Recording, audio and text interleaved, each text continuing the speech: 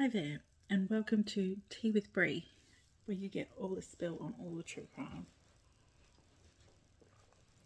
Tonight we have Penelope Pratt, who was called Penny to her family and friends. This is a story of what could have been and what is, and a call to 000. This all starts in the small suburb of Boronia in Victoria, Australia. To set the scene, we will have to think, who was Penelope Pratt? She was a beautiful but troubled teen who got in with the wrong crowd. She had learning difficulties, and through her difficulties she fell in with the wrong crowd, with whom she started a long affair with illicit substances with. This in turn led her to battle with needing psychiatric help. Despite battling with the hard hand she had been dealt with, she had 2 children whom were not in her care at the time of her murder. Penelope could have had a different life, as with her father's passing in 2009, she had inherited quite a large sum of money. The money was then blown in an irrational manner. This leads us to the following year, in November 28th, where she was not coping mentally and made a call to 000 to come and get her, as her depression was spiralling out of control. In the early hours of that day, she was taken to Maroondah Hospital and placed under psychiatric care, but she could leave at any time.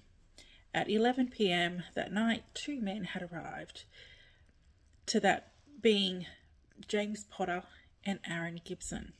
They stated that they were looking for Penelope. They then were denied access due to it being outside of visiting hours of 11 p.m. James then lost his cool with the hospital security guard, and then James then said that he was Penelope's brother and had clothes and toiletries to give her. Penelope was called by the security guard and she played along. When she saw the 2 men, they then convinced her to leave the hospital and go with them to James's girlfriend's house in Boronia. This is where things go south fast and ended with Penelope walking out of the property. She was seen by a man, Adrian Krellerkamp, exiting the property, and as he was entering, Penelope ran off as soon as she saw him. She then made her way to the location of the property and called 000 again. This was at 11:20 p.m. This call was taken appropriately, but wasn't logged appropriately. And then she called again 10 minutes later. This is how the call went. Hello, where do you need police? Boronia. Is that Yep. just bear with me a moment, please? There's 2 people that you want Okay, to just bear with me a moment. I'm trying to find the location. Could that be... Yeah, they're supposed to... What's the problem? They're supposed to give me money also. And I was Okay, hang on, slow down. What do you need police for? They just picked me up from around the hospital. Who's they? Got me around. Who are you talking about? I'm within the vicinity of being heard. Do you understand what that means? Okay, well, if I can't hear you, how am I meant to help you? Trust me, you want to get to this address. Okay, and you need to tell me what we're going to the address for. They wanted people. Who are the people?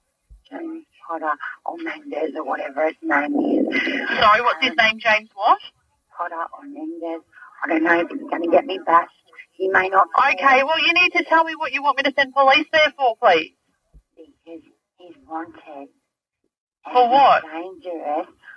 There's warrants out for his arrest. Are you for real? For what? Are you I'm not a police member. I don't know. Stop yelling at me. Then how do you know that there's warrants? Oh, my God. Okay, well, I'm just trying to do my job. Please.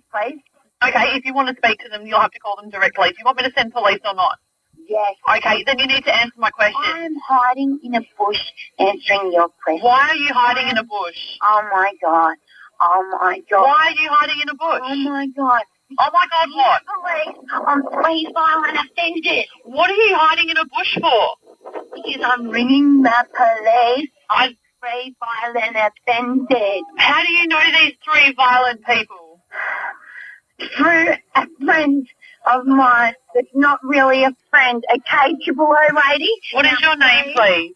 Penny Pratt. What is your name, please? I'm call taker number 2. What is your contact telephone number, You please? called what? Call taker number 2.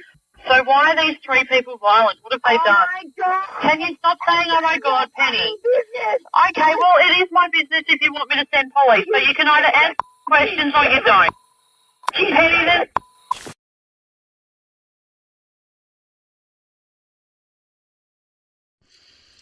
The second call sadly wasn't taken seriously enough and led to her ultimate demise. Not long after this call, Penelope was found by the men and they started fighting with her as Penelope. Adrian instructed the fight should be done inside the house. They complied and Penelope started asking for her money back. He told her to forget about the money and Penelope got upset. This would then lead to her death. Over the next few hours, Penelope had her hair ripped out by James as he held a .22 sawn-off gun at her head. He then pulled the trigger and it got her in the jaw. Penelope was then placed in a chair and was shot again in the left side of her head. This was all happening while Penelope was begging them to spare her life. She was then taken to a bath and was again shot, this time entering into her right eye. Then under Aaron's direction, James then stabbed Penelope in the heart multiple times, also cutting her throat. This was to ensure that Penelope would remain dead. Penelope was then beheaded by Aaron with an angle grinder from his backpack. Penelope was then wrapped in a rug and was then placed in the boot of a car belonging to that of Adrian. They then drove to the Dandenong Ranges and dumped her body down an open well, leaving her to the elements. She was found on December 19 and was not in a good condition. This was due to the elements getting to her. She was found as Adrian went to police and reported what had happened to her. Aaron Gibson got 22 years with no possibility of parole for 19 years. This was after he pled guilty on October 24th, 2011. James Potter received 24 years with no possibility of parole for 20 years. He was found guilty in October of 2012. He got more of a harsher sentence because he was found to have no remorse or showed no responsibility for what he had done. The second 000 call taker was found to have not done their duty of care and had been reprimanded by Mark Richards, the Quality Improvement Manager. This is due to the call not being handled correctly and being logged as an advised event and not as a police welfare check.